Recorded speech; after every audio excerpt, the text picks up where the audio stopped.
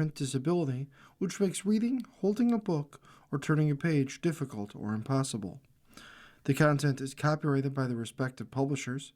For more information, please visit us on the web at nfradioreading.org.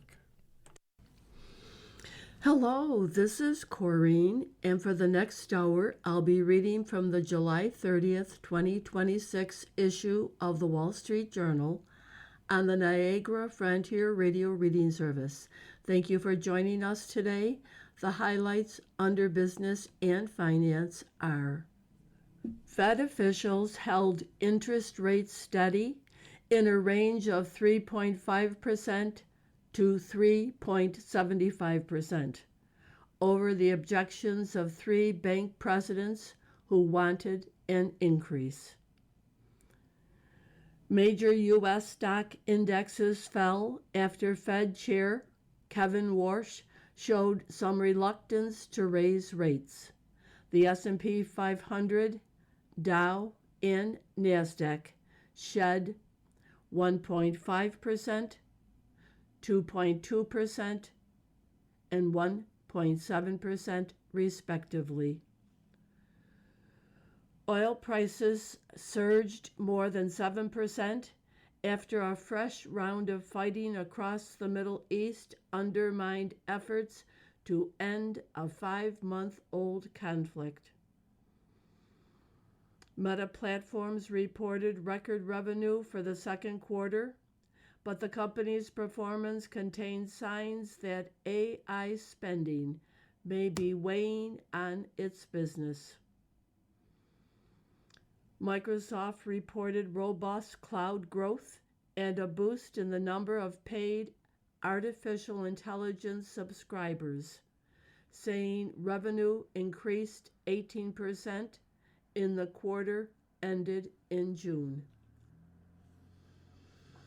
General Dynamics reported higher profit and revenue for the second quarter as performance improved across all of the defense company's business lines. Qualcomm's third quarter profit fell, hurt by lower sales and higher memory cost, and the company gave a soft outlook for the current quarter. Health insurer Humana cut its earnings outlook for the year as the company continues to face headwinds from lower Medicare Advantage star ratings for 2026. Boston Scientific cut its full-year outlook after revenue from its Watchman heart implant slowed, and its electrophysiology business ran into fiercer competition. Deutsche Bank said it would buy back shares for the equivalent of $569.3 million after booking a rise in profit that exceeded market expectations. Now for the key articles under the worldwide section.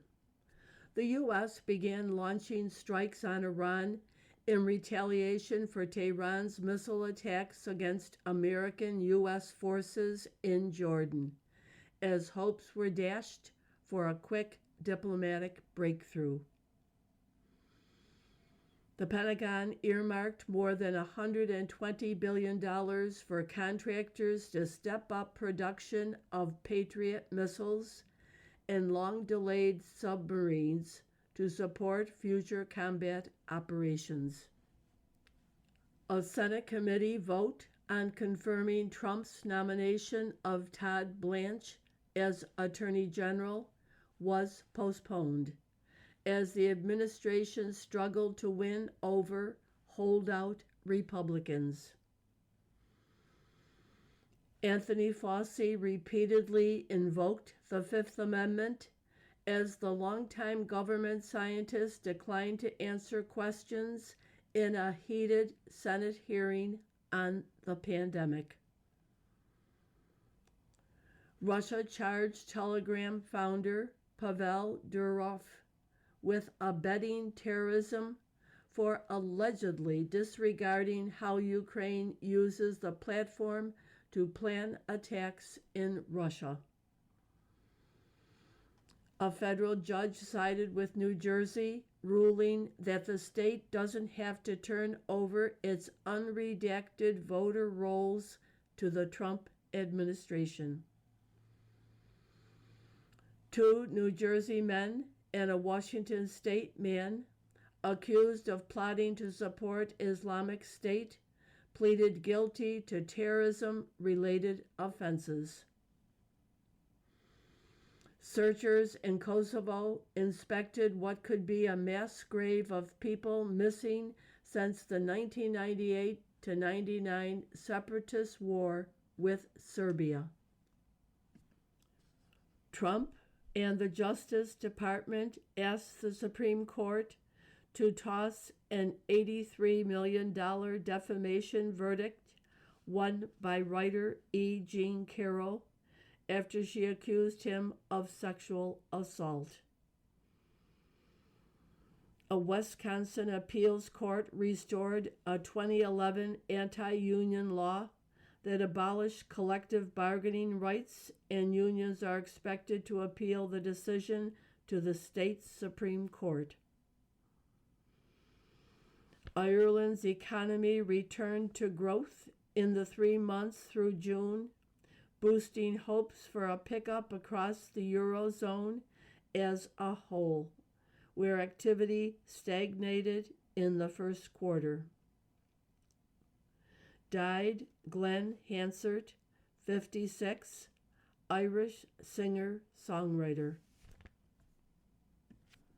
The picture on today's front page shows Dr. Anthony Fauci seated at what appears to be a Senate hearing. And that caption reads, "Takes the Fifth." Dr. Anthony Fauci, who led the U.S. response to the COVID-19 pandemic, repeatedly invoked his Fifth Amendment rights before a Senate committee hearing, which he said he believed was part of a slander campaign against him. And that headline, Fauci refuses to answer senators' COVID queries. The article, Fauci invokes Fifth Amendment at hearing. GOP senators press doctor on COVID in heated appearance after journal's release. By Liz Esley White and C. Ryan Barber, Washington. Dr. Anthony Fauci, the longtime government scientist who became the face of the U.S. response to the COVID-19 pandemic, repeatedly invoked the Fifth Amendment on Wednesday amid a barrage of heated questions and sharp accusations on Capitol Hill. Fauci faced the Senate committee hearing after the recent release of his journals shed new light on his handling of the crisis. Senate Homeland Security Committee Chairman, Senator Rand Paul, Republican from Kentucky, whose office released the journals, issued a subpoena in June to require Fauci's testimony after the infectious disease doctor declined to appear willingly. On the advice of counsel, I respectfully decline to answer, Fauci said, citing his Fifth Amendment rights, a response he gave more than 100 times during the 3-hour hearing. Paul said the documents he released showed Fauci wasn't forthright with the American public about school closings, the origins of the COVID virus, and more.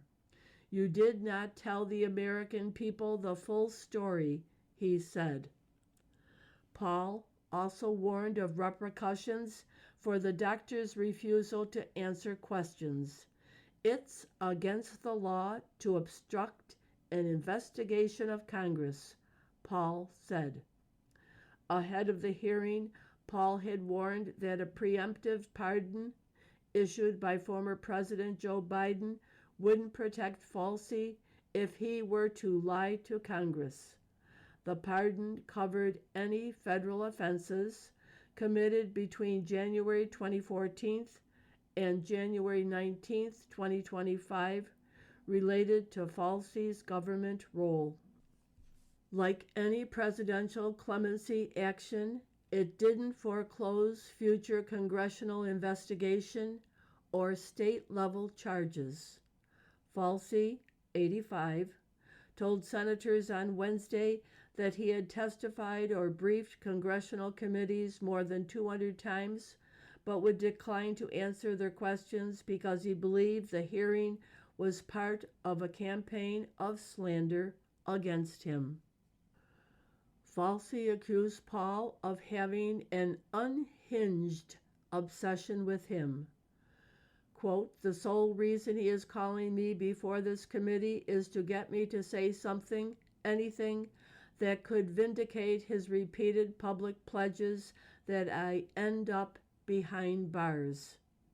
Paul has called for Falsey to be imprisoned and wrote a book titled Deception, The Great COVID Cover-Up, with Falsey's face featured on the cover.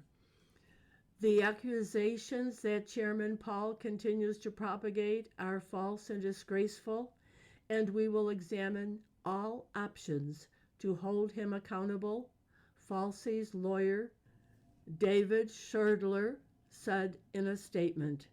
The hearing was briefly disrupted when Paul refused to allow Falsey's lawyer to speak and ordered security to remove him from the room. The hearing revealed the stark polarization over Falsey's legacy and the controversy that still surrounds his actions years after his retirement from the federal government in 2022. Senator Rick Scott, Republican from Florida, called him a villain, while Senator Maggie Hansen, Democrat from New Hampshire, said the doctor had a distinguished career trying to put America's public health first. Fed stands pat with 3 dissents. Dissenters back a rate increase amid elevated inflation. Stocks fall sharply. Chairman Kevin Warsh said the Fed didn't have a magic wand that would be able to bring inflation down quickly. By Nick Timiraeus, Washington. Federal Reserve officials held interest rates steady Wednesday over the objections of 3 bank presidents who wanted an increase, underscoring how pressure is building inside the central bank to act on inflation that has run above its target for 5 years. The Fed held its benchmark rate steady in a range of 3.5% to 3.75% in a 9-3 vote. The rate-setting panel issued the same policy statement as it did in June, when it also held rates steady. The decision left Chairman Kevin Warsh's vow to end the run of above-target inflation to rest for a second straight meeting on words rather than action. The 3 Fed presidents who voted for a quarter-point rate hike, Beth Hammack of Cleveland, Neil Kashkari of Minneapolis, and Lori Logan of Dallas, had opposed in April the decision to issue a statement that suggested a rate cut was more likely than an increase. It was the first time since 2016 that 3 officials dissented in the same direction over a policy change. You are listening to a reading of articles and features from the Wall Street Journal on the Niagara Frontier Radio Reading Service. U.S. strikes back at Iranians for attack on Jordan. By Lara Sigelman, Philip Wegman, and Vera Bergengruen. American forces began launching strikes against Iran on Wednesday night in what the U.S. military called a powerful response to Iran's missile attacks on U.S. forces in Jordan. The strikes came hours after President Trump vowed to retaliate for the surprise ballistic missile strike, dashing hopes for an imminent diplomatic breakthrough. Though the assault was larger in scope than previous U.S. attacks, it did not amount to a return to major combat operations, according to a U.S. official. U.S. forces attacked dozens of targets, including military command centers, missile and drone facilities, coastal surveillance and defense sites, and maritime capabilities, said U.S. Central Command. The strikes aim to further diminish threats posed by Iran and its proxies to American forces, commercial shipping, and the neighboring Gulf countries, the command said. We are going to be hitting them very hard, Trump said in the Oval Office on Wednesday, because it's our turn. Iran's unprompted attack on U.S. troops shattered a brief ceasefire after both sides paused strikes on Friday in order to give negotiations a chance to hammer out an arrangement for ships to pass through the Strait of Hormuz. The Trump team had hoped those talks, which collapsed on Tuesday, would cool tempers and juice negotiations for a broader agreement. Iran carried out its attacks on Jordan hours after the end of the discussions.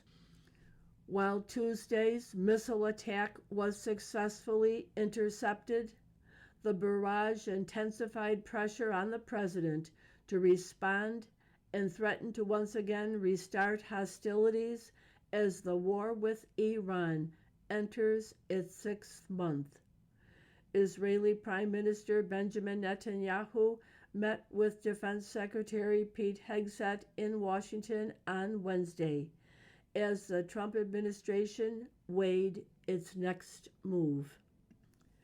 In a White House meeting on Tuesday, Trump and Netanyahu did what a senior Israeli official called a clinical review of three strategies toward Iran: a diplomatic agreement, intensifying economic pressure and ramping up the blockade, or renewing military action. U.S. and Israeli officials weighed cost and timelines for each. Netanyahu didn't express a preference for any of the options and told Trump it was his decision, the Israeli official said.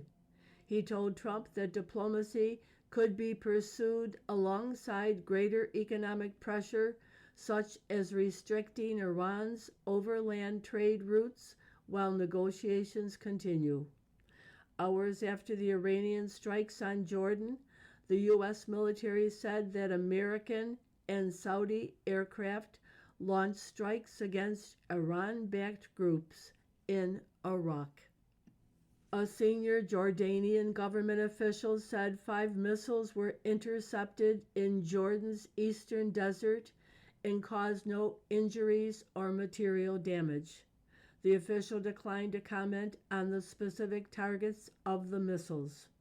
U.S. troops are posted to a Jordanian base near the Syrian border and at a separate air base in the desert, where an Iranian missile strike killed 3 U.S. service members this month.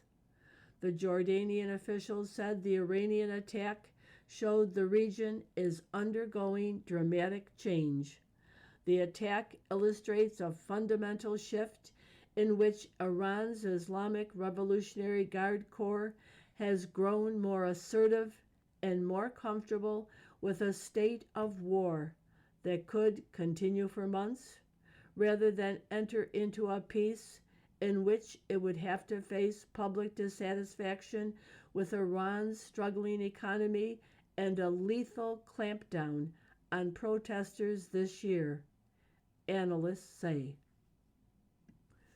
The U.S. and Israeli bombing campaign against Iran that began 5 months ago ended decades in which Iran and the IRGC preferred to keep its actions against the U.S. and Israel in the shadows, working through the regional militia groups and avoiding direct conflict. With the regime's survival on the line, Iran has launched waves of missiles and drones against U.S. forces and several neighboring countries. Meta's AI spending missed forecast hit shares. Meta is trying to prove to investors it can make money in the near term. By Megan Brabowski. Meta Platforms investors tuned into the company's second quarter earnings call, hoping to hear reassuringly specific answers about how much more the company expects to spend on artificial intelligence and how it plans to monetize that investment. Failing to hear them, they punished the social media company's stock, sending it down more than 10% in after-hours trading. Meta announced record revenue for the second quarter, but an update on the company's AI spending plans and the shrinking of free cash flow to less than $1 billion heightened scrutiny on the cost of its infrastructure build-out. On a call with investors and analysts, Meta Chief Executive Mark Zuckerberg said the company has quite a number of offers from companies to buy its excess computing power at a premium, but that its immediate focus is on using that capacity on its own endeavors. Meta's performance for the quarter contained signs of AI spending creating drag on its business. Free cash flow, which exceeded $12 billion in the first quarter, dwindled to less than $784 million, although it did not descend into negative territory as analysts had forecast. Net income fell by 14% from a year earlier. Morgan Stanley pushed bankers to approve client mortgages. At Morgan Stanley, tension exists between financial advisors and mortgage employees. By Anna Maria Andriotis. Inside Morgan Stanley's private bank for the ultra-wealthy, over the past year, an employee in the mortgage lending department tried to question how a client kept applying for new home loans, claiming he would be living in the residences. The client had received several owner-occupied loans in just a few years, and the banker was objecting to a new one. People familiar with the matter said. Those mortgages often come with lower interest rates and require smaller down payments for the borrower than second homes or investment properties would, and seeking the wrong type of loan can be considered fraud. This is getting ridiculous, the banker said. His mortgage colleagues told him to drop his concerns, the people said. They didn't want to deal with pushback from a financial advisor who managed the client's wealth assets. After the mortgages were given out, the banker would look up the properties online. He found some structures had been knocked down and others had undergone renovations and were for sale, the people said. In Morgan Stanley units catering to wealthy clients, there is tension between the financial advisors tasked with managing these high rollers and the mortgage employees who feel pressured to set aside concerns to help keep them happy, according to current and former employees, emails, and other internal documents. The Wall Street Journal also reviewed a whistleblower's complaint filed with federal regulators by another employee. Mortgage employees face backlash from their bosses, financial advisors, and others in the wealth department when they delay loan approvals or reject them, the people said. Even if they won a fight and a loan wasn't made, former employees said they felt financial advisors who are compensated when their clients get new mortgages could affect their feedback, performance reviews, and bonuses, the people said. Band of socialists sows panic in Democratic Party. Once a fringe wing, the movement is wielding surprising political power. By James Finelli, Joshua Chafin, Eliza Collins, and Kevin T. Dugan. Megan Romer likes to spend her free time sewing costumes for school plays, picking blackberries in her backyard in rural Cayuga County, New York, and watching her partner play the fiddle in folk bands. In her day job, she is seeking to overthrow capitalism. Romer, 42 years old, is the national co-chairwoman of the Democratic Socialist of America, the far-left organization whose candidates have swept to victory in several recent high-profile races by preying on Democratic incumbents. The next showdown comes next Tuesday, when congressional primaries in Missouri and Michigan again pit Democratic Socialists against incumbent Democrats. This is what we've been building toward, Romer said. Already, the DSA's advances are stirring consternation and sometimes panic among mainstream Democrats, dreading their own Tea Party moment in which a radical fringe hijacks the party and taints their brand, just as they are trying to appeal to swing voters to win control of Congress in November's midterms. This month, the DSA called for defunding the Defense Department, abolishing police, and getting rid of the Senate, and replacing the President and Supreme Court with representatives chosen by and subordinate to Congress. The DSA, the Democratic Socialists of America, poses a fundamental threat to the Democratic Party and to the nation as a whole. Based on their own platform, they are working to undermine our society, our economy, and our form of government organization, including our Constitution, said Jamie Metzel, a veteran of the Clinton National Security Council and State Department. Once a baby boomer relic, the DSA now counts more than 120,000 members, about half of whom joined since late 2024, after Israel's war in Gaza ignited campus protests nationwide. Some want to dismantle prisons and overturn America's free market system. Some yearn to fulfill progressive promises like Medicare for all.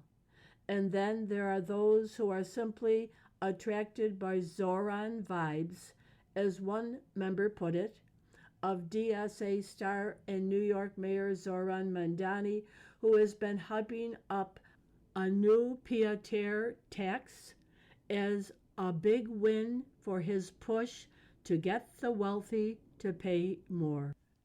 As a point of clarification, a pied-à-terre is someone who owns or rents a house or an apartment but does not live in it full time.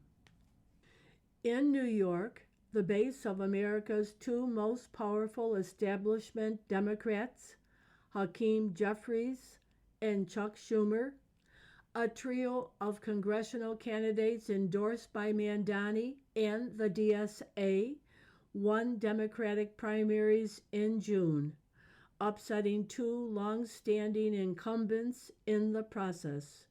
One of the victorious DSA candidates was arrested just last year for protesting outside Schumer's Manhattan office over U.S. military aid to Israel. The DSA insurgents also claimed recent victories in Pennsylvania and Colorado, with all eyes now on races in Detroit and St. Louis on Tuesday. You are listening to a reading of articles and features from the Wall Street Journal on the Niagara Frontier Radio Reading Service. From the editorial page, Dr. Fauci takes the fifth, alas. The pandemic oracle is getting the scrutiny he dodged during COVID. Anthony Fauci's decision to invoke his Fifth Amendment right not to incriminate himself before the Senate on Wednesday is a shame. The public could have benefited from his exchanges with senators, even if they would have been contentious. Senator Rand Paul has been investigating the government's response to COVID, and Dr. Fauci was at the center of the decisions to close schools and lock down the economy for months. President Biden granted Dr. Fauci a preemptive pardon, but Mr. Paul said that wouldn't protect him if he lies to Congress. Dr. Fauci blamed the senator for an unhinged obsession with him and decided on silence as a strategy. Mr. Paul is too set on criminalizing policy differences in our view, and Dr. Fauci doesn't belong in jail on any evidence we've seen. But Senator Paul deserves credit for digging into the truth about the government's destructive COVID response, especially the effort by Dr. Fauci and others to stifle dissenting views and hide the record. It is a crime to destroy federal records, Mr. Paul told Dr. Fauci on Wednesday. Yet our investigation reveals your assistant diligently reported that she deleted tons of emails. In 2024, you testified that you did not delete federal records. Who's telling the truth, you or your assistant? The committee has obtained repeated instructions from you telling federal officials to delete communications, Mr. Paul added. On February 2nd, 2020, one day after a conference call on COVID-19 origins, you told then National Institutes of Health Director Francis Collins, please delete this email after you read it. It would be good to hear Dr. Fauci respond. We know from previous disclosures that Drs. Fauci and Collins tried to demean the authors of the 2020 Great Barrington Declaration that favored focused protection on the old and sick rather than wholesale lockdowns. The dual favored media censorship of those and other dissenting views. Dr. Fauci might not be facing this tough scrutiny now if he and the press hadn't worked so hard to stifle COVID debate at the time. The doctor's recently released diaries reveal how much the media abandoned its skepticism and curiosity to elevate Dr. Falsey as the oracle who couldn't be doubted on COVID. On July 28, 2020, George Stephanopoulos interviewed Dr. Falsey on ABC's Good Morning America, and the host offered an easy opening for Dr. Falsey to rebuff criticism by President Trump. After the appearance, Dr. Falsey's diary records a text message from Mr. Stephanopoulos saying, "Thank you, Tony. So impressive." The diary records a June 10th, 2021, recently nice conversation with Chuck Todd, then host of NBC's Meet the Press, about how to respond to criticism from conservative media figures. Chuck is really an excellent journalist, Dr. Falsey wrote, and although he must maintain his objectivity and reporting, it is very clear that he is really being a friend in understanding the difficult position that I am in. Speaking of a friend, there's CNN's Jake Tapper. In Dr. Falsey's telling, Mr. Tapper was an enthusiastic participant in his image building. On April 12, 2020, Dr. Falsey created a stir when he told Mr. Tapper in an interview that more lives would have been saved if the country had locked down sooner. This brought criticism from Mr. Trump and others, and Dr. Falsey was worried. On April 13th, his diary records a phone call with Jake Tapper. Jake wanted to make sure the interview did not cause me any problems. On April 16, 2020, Dr. Falsey records a text message from Mr. Tapper following the doctor's appearance on Laura Ingram's show on Fox News. Hard to believe Paula Ingram went to Dartmouth, isn't it? All of us alumni are very proud.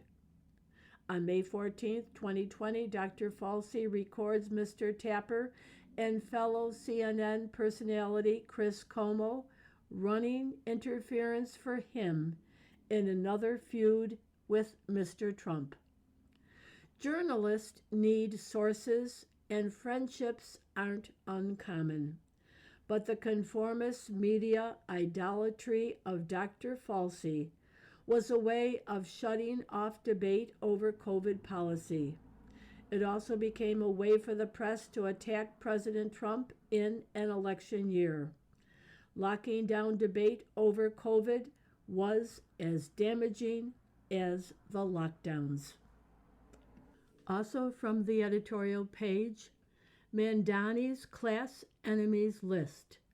He publishes the names and addresses of his new property tax targets. New York Mayor Zoran Mandani's warmth of collectivism is giving way to, well, something with a different temperature.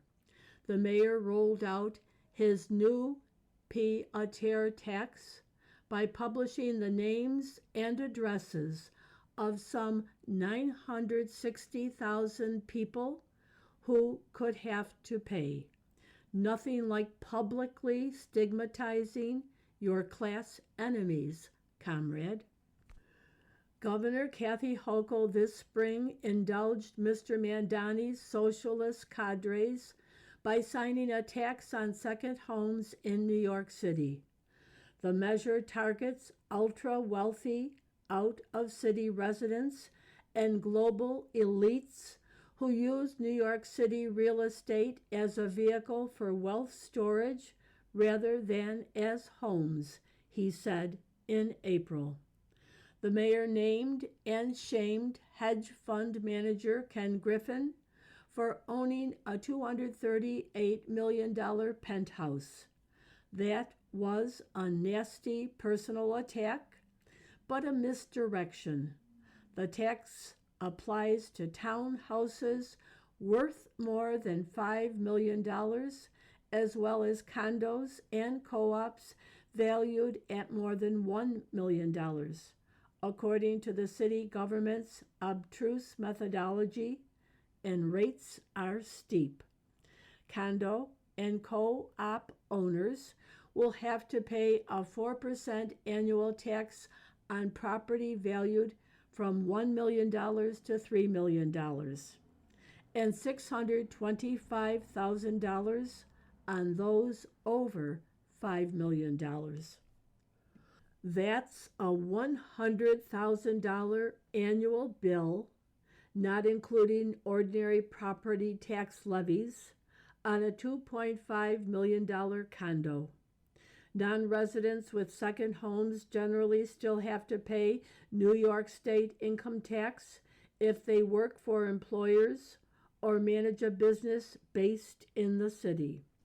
While the tax putatively applies only to non-primary residences not occupied or leased, there's no simple way for the city to determine this based on its records on file. Wealthy non-residents often have to go to great lengths to demonstrate to tax collectors that they aren't domiciled in the city. Now New Yorkers will have to do likewise to prove they live in the city. Late last week, the city posted a searchable database of some 960,000 properties, accounting for 87% of non-rental properties, and sent letters to owners warning they could be hit with the tax.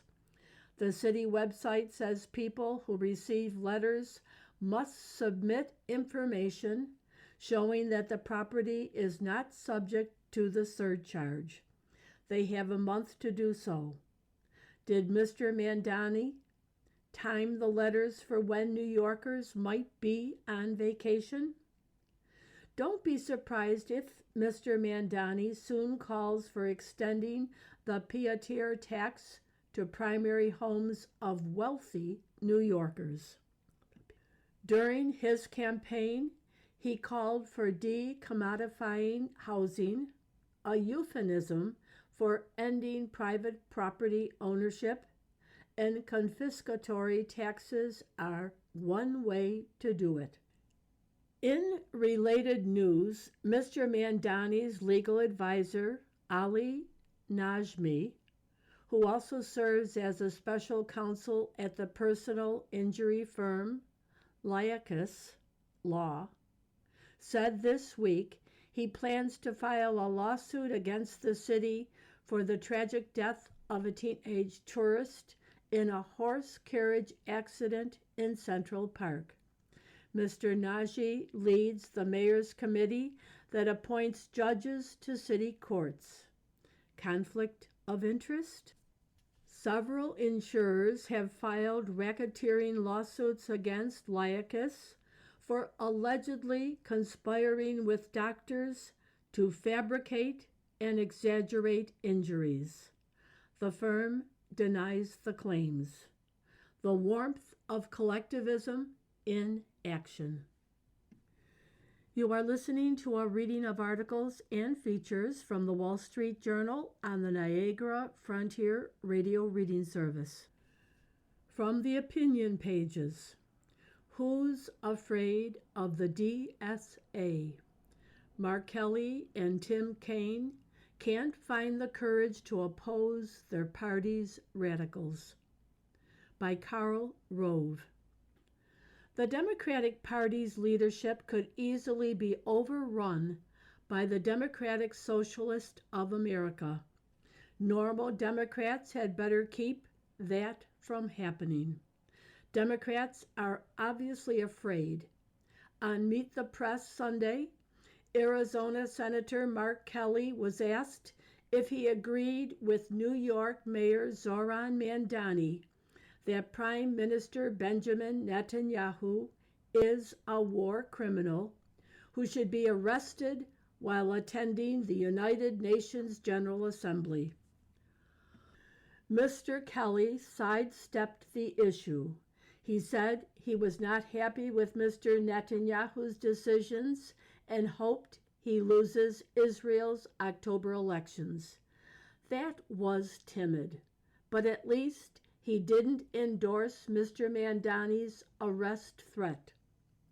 Virginia Senator Tim Kaine took a different approach during an interview on Fox News Sunday. Hillary Clinton's 2016 running mate welcomed the Democratic Socialist and even tried to make their extreme position more palatable. Fox News anchor Shannon Breen asked Mr. Kaine about an article in The Atlantic that called the DSA a parasite and warned the left-wing faction is hijacking the Democratic Party. In response, Mr. Kaine praised his party for having always been known, and mostly this is good, sometimes it's not, as a big tent. He then rejected litmus test for DSA members. Neutral wasn't enough for the Old Dominion's junior senator. He then said that many DSA members he knows don't want to abolish the Senate, presidency, or U.S. Immigration and Customs Enforcement. They merely want reforms and effective border policies. In fact, the organization's platform calls for defunding what it calls the Department of War and abolishing the Senate, ICE, national borders, and the police and prison system, as well as having a unicameral Congress choose the president and all federal judges. Mr. Kaine surely knows all this, but he doesn't want to offend the DSA or alienate voters who find their views repugnant, so he pretends not to see their radicalism. That will embolden them. Some wise Democrats acknowledge the danger the DSA represents. Recently, two sons of Chicago, Bill Daley and Rahm Emanuel, wrote in these pages about the DSA threat to their party's viability. Another politician who appears willing to take on this fight is Pennsylvania Governor Josh Shapiro. When asked about Daria Liza Avila Chevalier, who defeated the incumbent in a New York congressional primary, he was blunt. He didn't think she was someone he would agree with on many things or share similar values. She ran, he observed, as a socialist. It wasn't a compliment. Mr. Shapiro saw Ms. Chevalier's victory and the DSA's other primary wins as a call to action.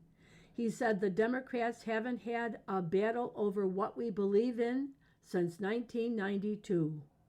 In that year, Democrats had been trounced in 3 straight presidential elections.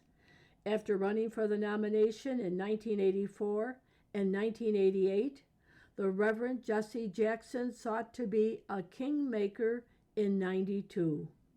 At a June conference of Jackson's Rainbow Coalition in Washington, Arkansas Governor Bill Clinton made his move. The Washington Post had recently run an interview with the rap artist Sister Souljah, who said, "If black people kill black people every day, why not have a week and kill white people?" The day before Mr. Clinton was to appear at the Rainbow Coalition, he learned that Sister Souljah had done so as well. With Jackson sitting immediately to his left, Mr. Clinton said the rapper's remarks were filled with a kind of hatred that you do not honor, adding, if you took the words white and black and reversed them, you might think that David Duke was giving that speech. Afterward, a visibly upset Jackson defended the rapper as misunderstood, and criticized Mr. Clinton for very bad judgment in raising the issues. The Clinton campaign credited the controversy with helping him win the general election. It signaled to voters he was mainstream, sane, strong, and unafraid of a fight.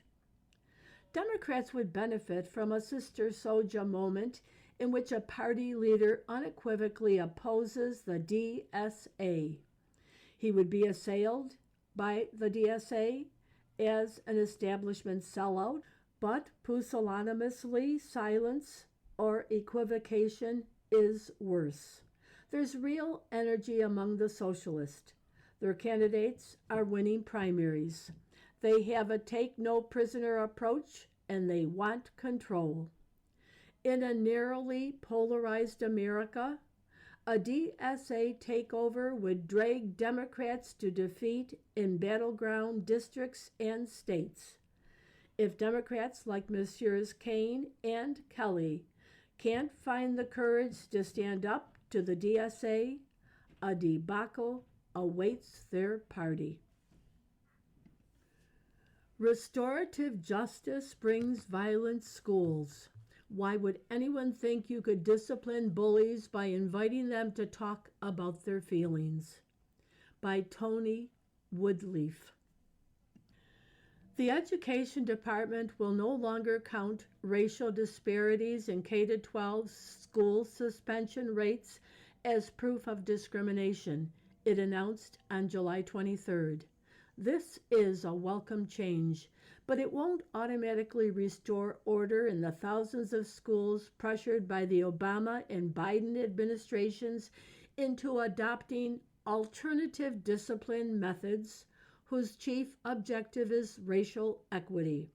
Many such programs have come at the cost of school safety and education. These methods go by many names, like restorative practices, social emotional learning, and most telling, restorative justice. In lieu of suspensions, administrators invite offenders to reflect in a soothing place on the feelings and trauma that led them, say, to hit another student or disobey a teacher. Students may also be invited into a restorative circle with school staff and other students where they can share their feelings, and others in the circle can talk with them about how peace in the community might be restored. Reality often falls short of this vision. Concerns about restorative justice emerged soon after the Obama administration began pushing it. Public schools in Philadelphia that implemented it experienced skyrocketing truancy, serious misbehavior, and declining achievement. Manhattan Institute researchers observed in 2017. Other cities experienced similar results. If any school district needed help diverting struggling children from a path that begins with school suspensions and ends in prison, it was the Little Rock School District in Arkansas.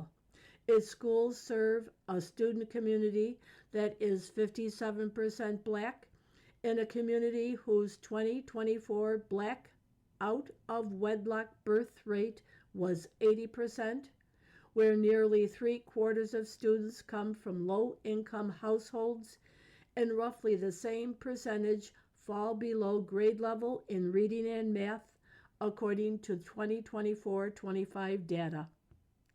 During the 2021-22 school year, before its wide-scale adoption of restorative justice, this district of roughly 20,000 students had almost 2,500 instances of violence, bullying, and weapons infractions.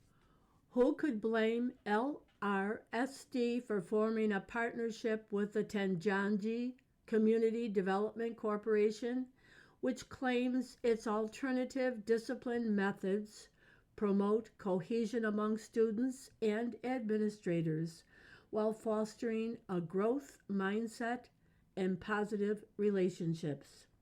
LRSD engaged Tenjanji in 2022, paying it almost $1.5 million between 2023 and 2025 alone to provide digital, social, emotional learning tutorials, on-site peer mediation, and restorative circles, among other services. What followed was a catastrophe. Since the 2021-22 school year, district-wide assaults by students on other students have jumped 118%. Assaults by students on teachers and staff have climbed 151%.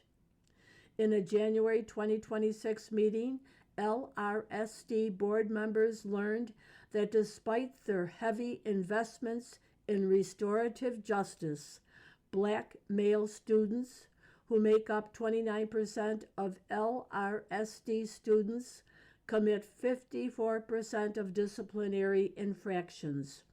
Two board members implied teacher racism must have caused the disparity. Another said teachers needed to try harder at restorative justice. None questioned whether their discipline philosophy is flawed.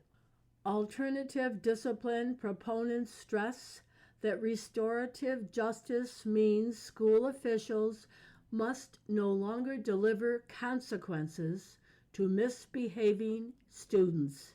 Instead, they must explore restoration with them. Restoration in this context means considering the emotions and trauma that led to the offender's behavior, giving him the opportunity to express his feelings, asking him to reflect, often in a calming room or corner, and only then, at least in some cases, inviting him to make peace with his victims. Unfortunately, it offers too many others a free pass to disrupt classrooms and hurt students and teachers. Our continuing nationwide scan of school system practices has uncovered more than 600 school districts comprising more than 9,200 schools in 41 states that openly practice alternative discipline methods. My hope as a father is that these schools selectively and appropriately apply these methods to help make children safer. But the willful ignorance so many school administrators exhibit when confronted with evidence of harm leaves me skeptical. That's why we're calling on school board members, state lawmakers, governors, and state attorneys general to investigate these practices in their jurisdictions and verify that children and their teachers are being helped, not endangered. If the opposite turns out to be true, parents and voters know how to hold state and community officials accountable. November is coming. Mr. Woodleaf is president of Federalism in Action. You've been listening to the reading of articles and features from the July 30th issue of the Wall Street Journal. We read from the Wall Street Journal every Monday through Thursday at 11 p.m. Your reader has been Corrine, and have a wonderful day or evening, and enjoy the weekend.